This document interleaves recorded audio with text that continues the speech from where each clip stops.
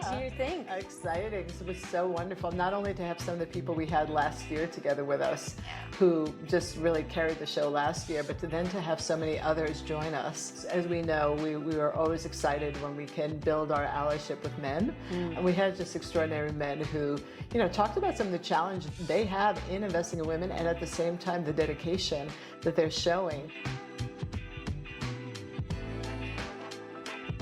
Talking about men, of course, we are in Carla Zampatti. Yeah. And talk about women, wealth, and legacy. I mean, Alex Schumann, who today is the CEO, talking about honoring the legacy of his mom, who created this beautiful brand that we're, of course, both wearing. Yeah. And just how, he's thinking as a next generation leader. And I think that's a trend that we're seeing with the great wealth transfer. Yeah, 100%. Which is why you and I believe that this is a transformative time. In Australia, women are expected to inherit 65% of the $6.3 trillion that is going to be changing hands over the next generations. And we believe that, women are today not only coming into their wealth, but they're also recognizing how to control their wealth, and that their wealth gives them power. Absolutely. And it's a new kind of power that women haven't had in the past. It's really remarkable. But like I said, it's both about the women coming into their own. It's also about the men who are writing the checks coming into their own and recognizing they are an important part of our community as well as the community at large. Yeah, and of course, we talked about this. It is not concessionary returns. We are a global consortium, the first and largest of mission aligned, but returns first investors. 100%. And of course, we had Rick Baker, who made a killing on Canva with Melanie Perkins, and we were so thrilled to hear from him on the strategies that he's deploying. What was interesting to you in the investor roundtable? I mean, we've done this all over the world. We just came from Bangalore, Singapore, and then now we're in Sydney. What surprised you in that conversation? Well, I mean, just to follow up on the Rick Baker point and Blackbird VC that has really committed itself in a big way to ensuring that they have diversity in their deal flow.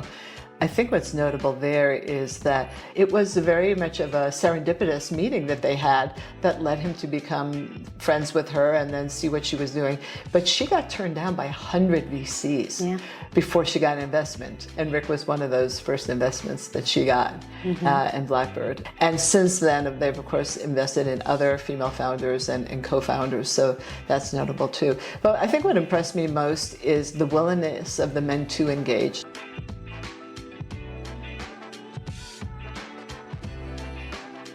And of course, we know a lot of that is to do, the work that you and I do. When we came together, we knew that it was not about women changing themselves, right? There's a lot of programs which tell women to be more confident. Yes, there's some element of that, but a lot of it is that systemic change needs to happen from a capital allocation standpoint. And which brings me to Carol Schwartz, our country lead, who of course represents the role that family offices can play, and which is why we've chosen this topic of women, wealth, and legacy. Yeah, so exactly. Carol is the example that we would look to in terms of first having started as a woman who uses her wealth to invest in female-founded companies, and then recognized that she could never do it as effectively or efficiently, perhaps, as a fund manager who spends their entire day doing that. And so then turned to the opportunity that is, female fund managers. And that today is largely who she invests in, and she's been a leader in the space. She's a real pioneer. Absolutely.